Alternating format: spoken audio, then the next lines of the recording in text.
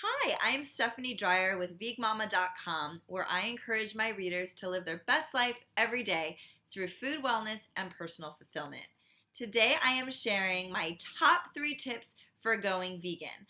I have a new ebook coming out in just a few weeks called Veg Mama's Guide to Going Vegan, and in it, I share comprehensive information about all the who's, what, whys, and hows of adapting to a vegan lifestyle. And so I thought today it would be great if I could just share my top 3 tips for how to go vegan. And these are the 3 things that I highly recommend if you're considering a plant-based diet or just want to include more vegetables into your diet, that you think about these and adapt these into your lifestyle. The first one is to hire a plant-based nutritionist. I did that for the first few weeks in my vegan journey. I actually, not even weeks, the first 2 months to be exact, I hired a plant-based nutritionist, and this was really helpful because a nutritionist is a professional who can guide you as to how you should be eating nutritionally, making sure you're getting the right nutrients and eating a whole base diet. There's lots of ways to eat vegan, and you want to make sure you're doing it the healthy way with lots of whole grains and vegetables, and not just French fries and Oreo cookies, because those are vegan. So a nutritionist is great for that and can just kind of help you along the way, give you some introductory recipes, and really help you get started. Another reason for a vegan nutritionist is they can also give you recommendations for supplements that you should be taking, or any areas that they might feel you might need extra help in. I found a nutritionist very helpful because I got educated on the different types of protein sources that were vegan, that some of them I had never heard of, like seitan and tempeh. I'm like, what is that? And so they can break down those things for you, which is very helpful. So I highly, highly recommend a nutritionist. The best thing that I ever did in my beginning of my vegan journey. Number 2 would be to connect.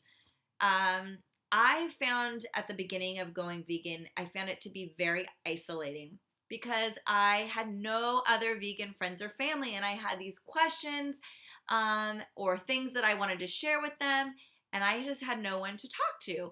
And the other side of it was I was feeling so great, and I wanted to share it and say, oh my gosh, you got to try this, you got to do this. And I found quickly that it put some people off. So you want to be able to have a community that you can share your newfound joy and love about veganism, and also get the support and the resources that you need without like alienating your current friends and family. So the way that I did this is there's different groups that you can join. I do list some links below down at the blog, over the blog.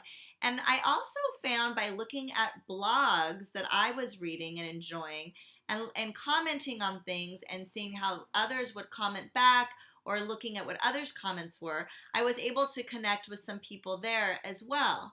So there's really a lot of ways. Also on Meetup, there are vegan communities, there's vegan events you can search and go to and meet people that way. There are really a lot of opportunities. I also went to a vegan cooking class in my local area and met people that way as well. So there really are a lot of different ways to build a community, depending on what your comfort level is, and your social life and level of activity. But I highly recommend it and suggest it as something that you do right away when you go vegan, to establish that community for yourself. And then the last tip that I have today is to go start with one meal at a time. So this is not the way that I did it. I went vegan overnight, which was completely overwhelming, and I talk about the different ways to go vegan in my book. And this worked for me because that's kind of my personality. It's all or nothing. So I was all in right away. But it is very overwhelming, and it can be stressful because you've got to learn.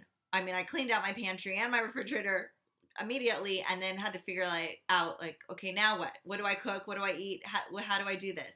So one thing that you can do, actually, there are several things that you can do. And again, in my ebook, I do give you step-by-step tips on this, but just for a kind of a quick rundown on how to do this, start with breakfast. And once you build up a couple different ideas or recipes that you feel comfortable with and that you're like, okay, I got the hang of this, and you're feeling comfortable and strong in your vegan breakfast, then maybe add in lunch and then say, okay, I'm gonna make this today, and see how you feel with that. Build up more recipes for lunch, and once you're comfortable, this is up to you. It can take as long as you want. You might try breakfast for 3 weeks. It might only take you a week. Do what feels comfortable, then add in the next meal, and you might try lunches, one lunch a week, and then add in the next lunch until you're comfortable. And then last, you add in your meatless meals for dinner. And by the time you're comfortable, you've transitioned all of your meals to only vegan, you'll find that you'll probably be more comfortable and relaxed in this new way of cooking, and with the different products that there are on the market, that chances are you'll stay more committed and secure in your choice and be able to communicate that more effectively to other people.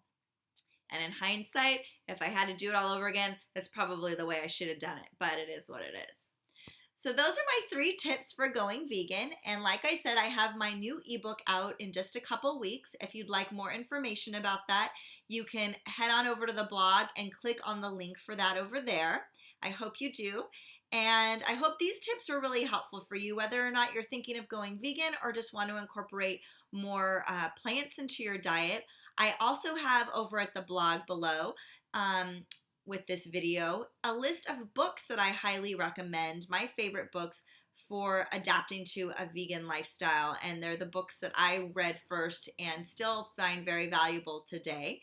So you can check out that list as well as all of the links that I mentioned in this video. I go into more detail and depth over in the post at the blog with this video. I hope it was helpful, and please let me know if it is. Thanks for watching.